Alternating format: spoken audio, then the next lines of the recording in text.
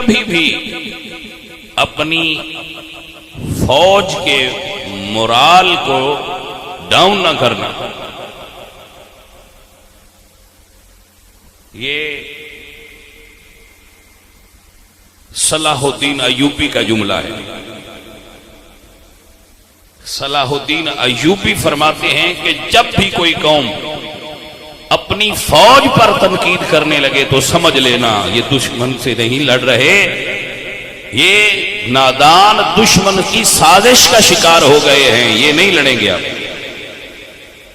अगर कभी कोई कौम अपनी फौज के खिलाफ लड़े, अपनी फौज पर तनकीद करे, तो वो असल में दुश्मन से मिली हुई होती है। दानिस्ता या ना दानिस्ता वो दुश्मन की साजिश का शिकार होते हैं। तो इस माहौल में मैं अपने बच्चों से यह अर्ज करूंगा, अपने दोस्तों और भाइयों से अर्ज करूंगा कि बेटा याद रखना, बुजुर्गों याद रखना, पाकिस्तान की फौज पर कभी तनकीद ना करना। अगर ये फौज ना होती तो तुम्हारा हाल इराक जैसा होता। अगर ये फौज ना होती तो तुम्हारा हाल लीबिया जैसा होता। अगर ये फौज ना होती तो तुम्हारा हाल अफगानिस्तान जैसा होता। अगर ये फौज ना होती तो तुम शाम वालों से ज्यादा इकोनॉमी में मजबूत नहीं थे। मगर आज अगर दुनिया की कोई बड़ी से बड़ी ताकत भी पाकिस्तान की तरफ आंख उठाकर नहीं देखती तो इसकी वजह पाक फौज है। और क्या है? मैं ये नहीं कहता कि ये फरिश्तों की जमात है। अगर फौज फरिश्तों की जमात नहीं है तो क्या सियासतदान फरिश्तों की जमात है? क्या ब्यूरोक्रेट से फरिश्तों की जमात है? क्या महकमा पुलिस, महकमा डाक, मौलवी, पीर, सारे ये सब फरिश्ते हैं? जब हम सब फरिश्ते नहीं तो उनसे तुम ये तवक्को क्यों करते हो कि वो फरिश्ते हैं? अगर जिम्मेदार हो, अगर खेत में जड़ी बूटियां उग जाएं तो क्या खेत सारा जला दिया जाता है? जी, खेत में जड़ी बूटियां उग जाएं तो क्या खेत को आग लगा दोगे? जिम्मेदार हो, अगर तुम्हारी चंद भेड़ें दूध न दें तो क्या सारा बाड़ा ही भेड़िए के आगे डाल दोगे?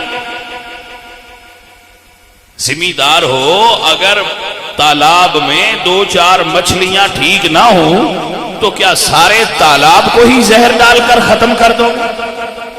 याद रखना, अगर तुम्हारी फौज मजबूत नहीं, और ये मैं लिख के देता हूं, मेरे बच्चे जो तारीख पढ़ते हैं सुन लें। आगरा में ताजमहल बनाया था ना शाहजहां, ये अपने दौर की सबसे महंगी बिल्डिंग थी, सबसे बड़ी बिल्डिंग थी। अगर शाहजहां ने, अगर मुगलों ने ताजमहल की जगह फौजी छावनी बनाई होती तो चंद हजार अंग्रेजों को आंख उठाकर भी बर्रे सगीर की तरफ देखने की जुर्रत ना होती और तुम आज फिर हुक्मरान होते। यही तो फर्क है जो समझा नहीं जाता। मेरे बच्चे गवाह हैं जो यहां बैठे हैं। मुझे बताओ, पाकिस्तान के कौन से सूबे का, कौन से जिले का, कौन से थाने का, कौन सा कब्रिस्तान ऐसा है जहां पाक फौज के शहीद नहीं सोए हुए, जो मादरे मिल्लत पर कुर्बान हो गए, जिन्होंने अपनी जानें इस वतन के लिए कुर्बान। उस सिपाही का गिला करोगे जो आज भी सरहद पर खड़ा है और तू चैन से सोता है? क्या उसके बारे में बुरे अल्फाज बोलोगे जिसने BRB नहर पर खड़े होकर अपने सीने पर टैंक का गोला खाया था? क्या उसको गलत कहोगे जिसने चमिंडा के मैदान में अपने सीने पर बम बांधा और टैंक के नीचे घुस गया? क्या उसको बुरा कहोगे जो सियाचिन की बर्फ पोश चोटियों पर तेरे वतन की खातर सुन होकर शहादत का रुतबा पा गया? क्या उसको बुरा कहोगे जो मादरे मिल्लत के परचम को बुलंद करते हुए ना अपने बच्चों की परवाह करता है, ना अपने घर वालों की परवाह करता है, और सरहद पे खड़ा रहता है, क्या उस फौजी का गिला करोगे? नहीं, ये फौजी हमारे सर का ताज है। ये मेरे बच्चे याद रखें, अगर किसी फौजी को गाली दोगे तो कहीं किसी मुजाहिद की मां नाराज ना हो जाए। याद रखना, मेजर अजीज भट्टी की वालिदा नाराज ना हो जाए कि मैंने बेटा इसलिए तो कुर्बान नहीं किया था कि मेरी कौम उसे गालियां दे।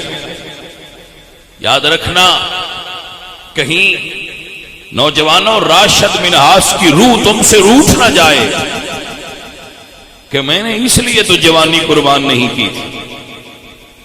कहीं कैप्टन सरवर, कहीं सिपाही लालक जान, कितना एक सितारों का झुरमट है।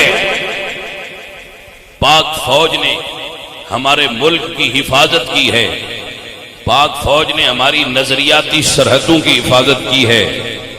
मेरे अजीजों, मेरा कोई बच्चा, मेरा कोई बेटा, मेरा कोई भाई कभी भी अपनी फौज पर तनकीद ना करना।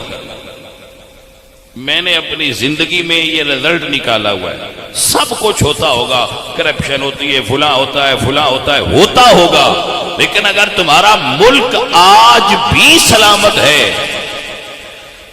और मजीद टुकड़े होने से बच रहा है और कोई दुश्मन इस पर हमला करने की जुर्रत नहीं करता, न इसराइल न इंडिया, तो इसकी वजह सिर्फ एक है कि तुम्हारी फौज मजबूत है। अभी ये और मजबूत करने की जरूरत है।